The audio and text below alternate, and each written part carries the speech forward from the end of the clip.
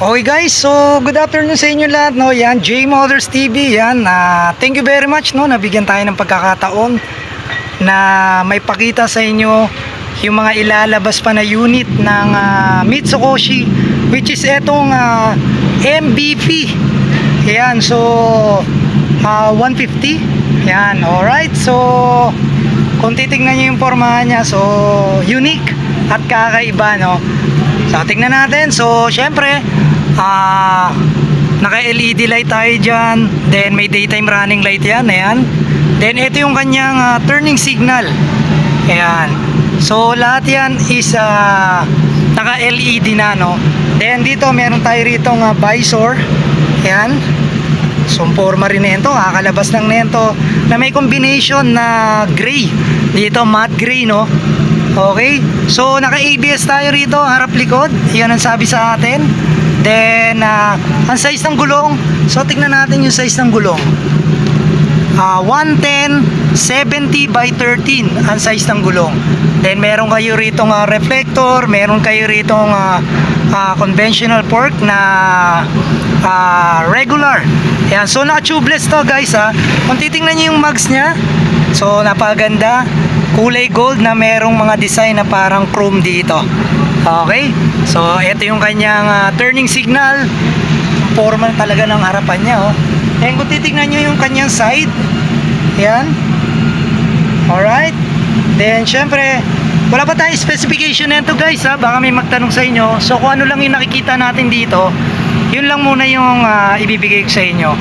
So naka liquid cool tayo rito, syempre obvious naman. Then ito yung kanyang tapakan ng angkas, na hindi mo akalain tapakan ng angkas kasi halos nakasunod dito sa pinaka pairings niya, no.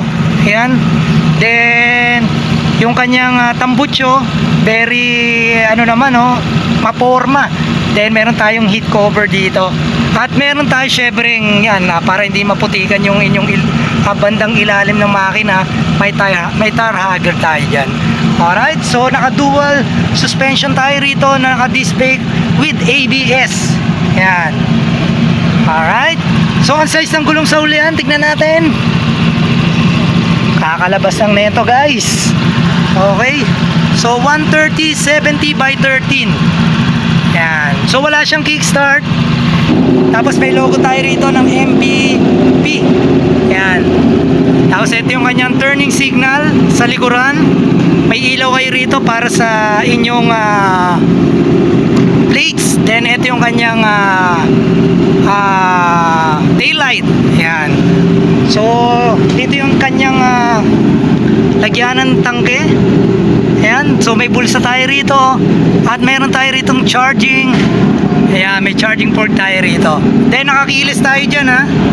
Alright, nakakilis. Then syempre naka TFT panel tayo rito. Ayan, so kompleto Ricardo. Nandiyan dyan lahat ng detalye na pwede mong malaman. Alright, tapos meron tayo ritong MVP na logo.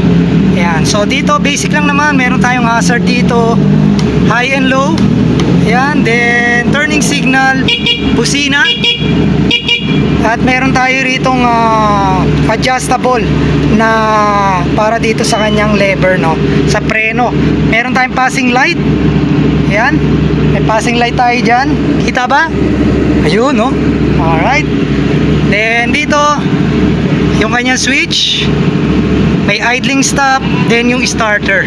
Okay, so yan, patay, no. Then yung kanyang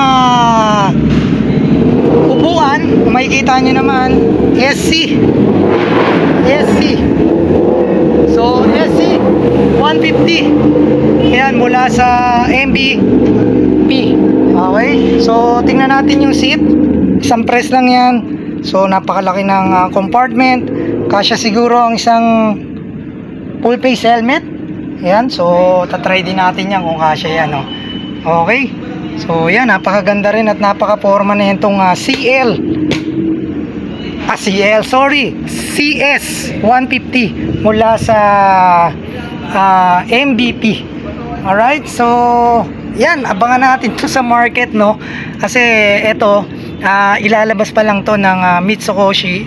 So MVP 150. So napaka-forma, very quick lang naman yung ating review para lang makita nyo itong bagong unit na to at aabangan natin sa market yung unit na to.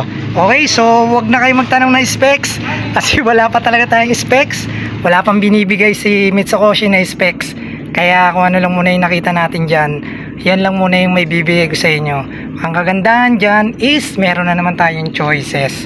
Alright, so yun, J Motors TV. Syempre kung di pa kayo nakasubscribe, subscribe na kayo, kahit na lang ng notification bell para updated kayo sa lahat ng video na ina-upload natin. Ride safe sa inyo lahat, and God bless you all. Peace out.